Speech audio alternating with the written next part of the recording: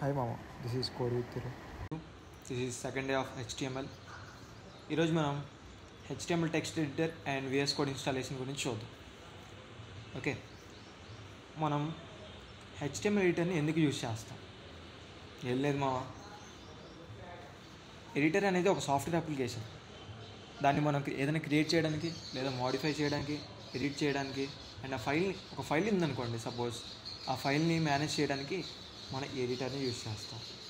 Okay, suppose మనకి ఇప్పుడు compiler ఎలానో, ఇప్పుడు ఒకవేళ సి లాంగ్వేజ్ కంపైలర్కి మోడిఫై చేయడానికి మనం యూజ్ చేస్తాం చూసారా కంపైలర్స్, అవి మనం ఇక్కడ ఎడిటర్స్ యూజ్ చేస్తాం. ఓకే, ఎడిటర్స్ అనేవి చాలా రకాలు ఉంటాయి మావా, కానీ మనకి వాటితో నేను ఎక్కువ ఏదైనా ప్రిఫర్ చేస్తే విఎస్ కోడే ప్రిఫర్ చేస్తాను.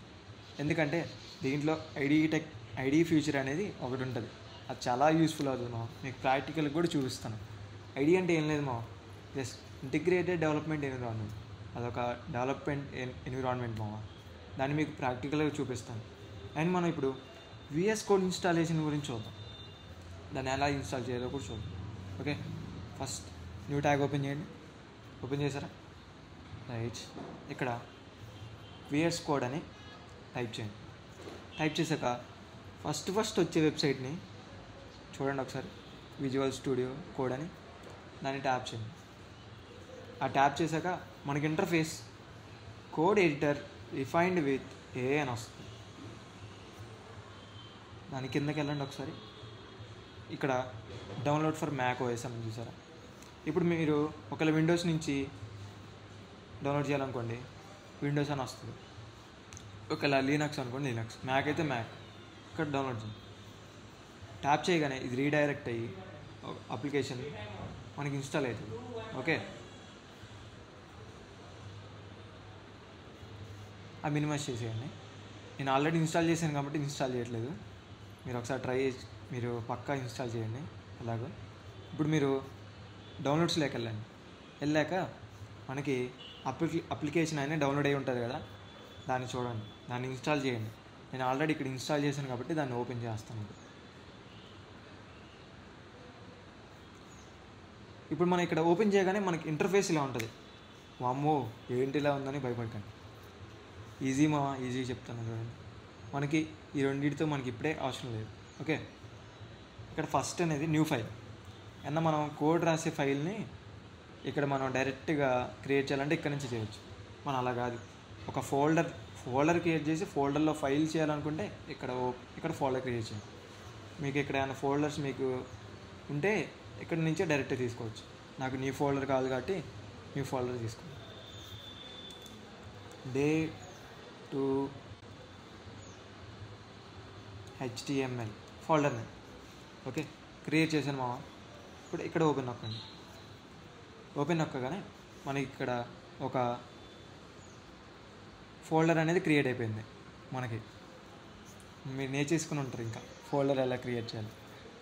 అలాగని ఇప్పుడు మనం ఒకవేళ హెచ్టిఎంఎల్ రన్ చేయాలనుకుంటే ఒక ఎక్స్టెన్షన్ని మనం డౌన్లోడ్ చేయాలి.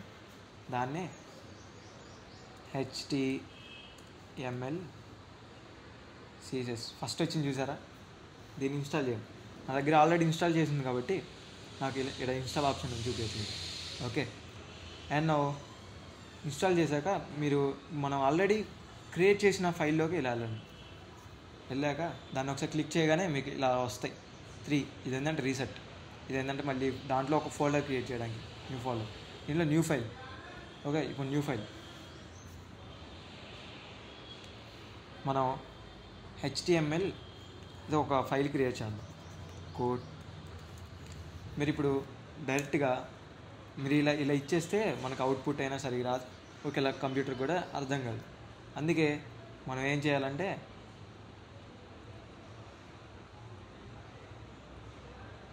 ఇక్కడ ఫోల్డర్ మళ్ళీ ఇంకొక ఫోల్డర్ క్రియేట్ చేద్దాం, కోడ్ విత్ .html. ఎంటర్ చేయగానే మనకి ఇక్కడ దానికి అర్థమైపోయింది HTML అని చూసారు. ఇక్కడ బ్రాకెట్స్ కూడా వచ్చాయి. అది ఇప్పుడు మనం ఒక సింపుల్ కోడ్ రాద్దాం. ఏం లేదు మా, ఓపెన్ బ్రాకెట్ H1 అండ్ అలాగే క్లోజ్ బ్రాకెట్. ఇక్కడ మీకు డౌట్ రావచ్చు, మనం కొట్టింది ఓపెన్ బ్రాకెట్ H1 క్లోజ్ బ్రాకెటే కదా, మళ్ళీ ఇంకా కొత్తగా open bracket slash H1 bracket ఎందుకు వచ్చిందని. అదే మా ఐడి టెక్నాలజీ అంటే. ఇది మస్తు యూజ్ అవుతుంది మామ, ఎంత యూజ్ చేసుకుంటే అంత యూజ్ అవుతుంది. దీంట్లో కోడ్ దీంట్లో ఏదో ఒక పారాగ్రాఫ్ లాగా రాద్దాం. I will crack HTML. Okay, మీరు ఇలా రాసి ఉంటారు. ఓకే, ఇప్పుడు మనకి ఇక్కడ వైట్ మార్క్ కనిపించిందా? ఓకే, అది ఎందుకు వచ్చిందో చెప్తాను. ఇప్పుడు మనం ఈ కోడ్ రాసాం కదా, ఈ కోడ్ రాసినప్పుడు ఇది సేవ్ అవ్వలేదు కదా. ఇప్పుడు మనం సేవ్ చేసామనుకోండి, Ctrl+S చేయగానే ఇక్కడ ఇది వైట్ డాట్ వెళ్ళిపోయింది కదా. అది మన ఇప్పుడు సేవ్ కాలేదంటే మనకి ఇక్కడ డాట్ చూపిస్తుంది. ఓకే, ఇప్పుడు మనం దీన్ని డిస్ప్లే చేయాలనుకుంటున్నాం.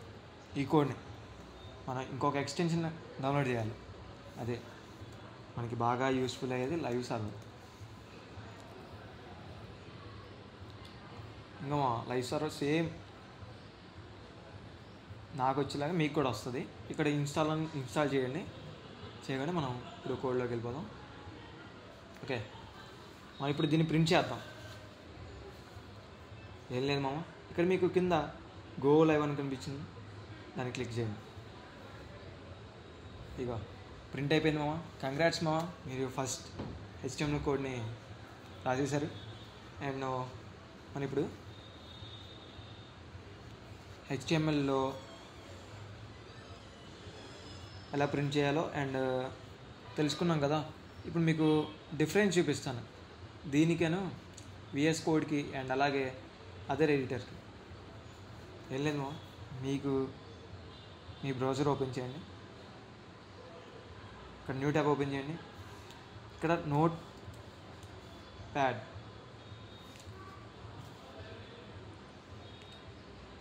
ఆన్లైన్ అని కొట్టండి. మీకు ఇక్కడ వచ్చేసి ఉంటుంది ఆన్లైన్ నోట్ ప్యాడ్.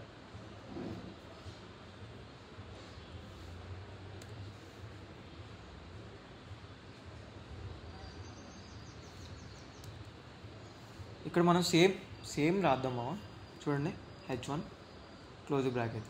ఓకే, ఇక్కడ మీ డౌట్ రావచ్చు, ఇక్కడ ఎందుకు మళ్ళీ క్లోజింగ్ ట్యాగ్ రాలేదని. ఏం లేదు మామ, ఇది ఏంటంటే ఇది ఐడి ఫీచర్ని ప్రొవైడ్ చేస్తుంది మనకి. ఓకే, నోట్ ప్యాడ్ అనేది వేరే అదర్ కొన్ని ఉంటాయి. ఎడిటర్స్లో కూడా కొన్ని ఐడి టెక్నాలజీ మనకి ఫీచర్స్ని ప్రొవైడ్ చేసేది.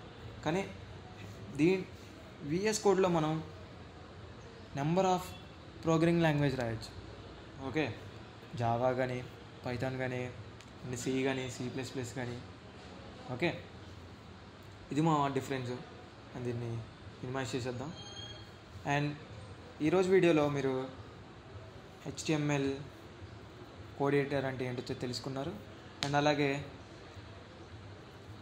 VS కోడ్ ఇన్స్టాలేషన్ గురించి కూడా తెలుసుకున్నారు. అండ్ ఫర్దర్ వీడియోస్లో ట్యాగ్స్ గురించి బ్రీఫ్గా తెలుసుకుందాం. అంటిల్ దెన్ బాయ్ మామ, మళ్ళీ కలుద్దాం. Thank you.